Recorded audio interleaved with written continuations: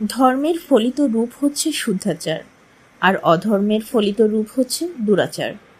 আপনার আচারই বলে দিবে আপনি ধার্মিক না অধার্মিক। আসলে ধার্মিক যেমন দুরাচারী হতে পারে না, তেমনি দুরাচারীও কখনো ধার্মিক বলে গণ্য হতে পারে না। শুদ্ধাচারী হতে হলে প্রথম প্রয়োজন ব্যক্তির আচার আচরণে করণীয় বর্জনীয় সম্পর্কে সুস্পষ্ট ধারণা। বর্তমান সংকলনে এই ধারণাগুলোই দেওয়ার চেষ্টা করা হয়েছে সাবলীল ও সহজবদ্ধ ভাষায়। আন্তরিকতার সাথে যিনি এগুলো অনুসরণের চেষ্টা করবেন, নিঃসন্দেহে তিনি হয়ে উঠবেন পরিশালিত ভালো মানুষ।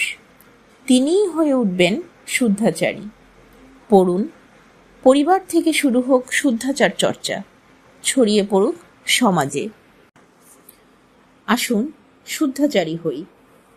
ভালো মানুষের ভূষণ শুদ্ধাচার। শুদ্ধাচারী মানুষই ভালো মানুষ। আসলে যা কিছু ভালো, যা কিছু কল্যাণকর তাই শুদ্ধ।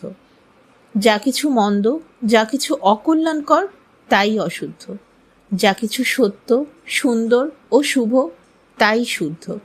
যা কিছু অসত্য, পঙ্কিল ও অশুভ তাই অশুদ্ধ। যা কিছু ন্যায় ও মানবিক তাই শুদ্ধ। যা কিছু অন্যায়, জুলুম ও অমানবিক তাই অশুদ্ধ। যা শুদ্ধ ও কল্যাণকর তাই ধর্ম, আর যা অশুদ্ধ ও অকল্যাণকর তাই অধর্ম। ধর্মের ফলিত রূপ হচ্ছে শুদ্ধাচার, আর অধর্মের ফলিত রূপ হচ্ছে দুরাচার। আপনার আচারই বলে দেবে আপনি ধার্মিক না অধার্মিক। আসলে ধার্মিক যেমন দুরাচারী হতে পারে না, তেমনি দুরাচারীও কখনো ধার্মিক বলে গণ্য হতে পারে না। শুদ্ধাচারী হতে হলে, ধার্মিক হতে হলে আপনাকে জানতে হবে ভালো মন্দ সম্পর্কে, ন্যায় অন্যায় সম্পর্কে, করণীয় বর্জনীয় সম্পর্কে।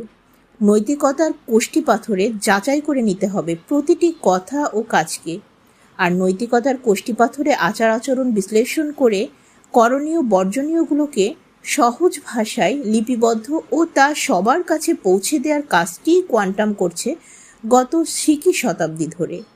নৈতিক সচেতনতাকে সৃষ্টির এই অবিরাম প্রয়াসের ধারাবাহিকতায় ফাউন্ডেশন 2006 সাল থেকে মোট 11 পর্বের পকেট ফোল্ডার আকারে প্রকাশ করে শিষ্টাচার কণিকা। তারপর এক যুগেরও বেশি সময় ধরে পরিমার্জন ও পরিবর্ধনের ফসল হচ্ছে বর্তমান সংকলন শুদ্ধাচার।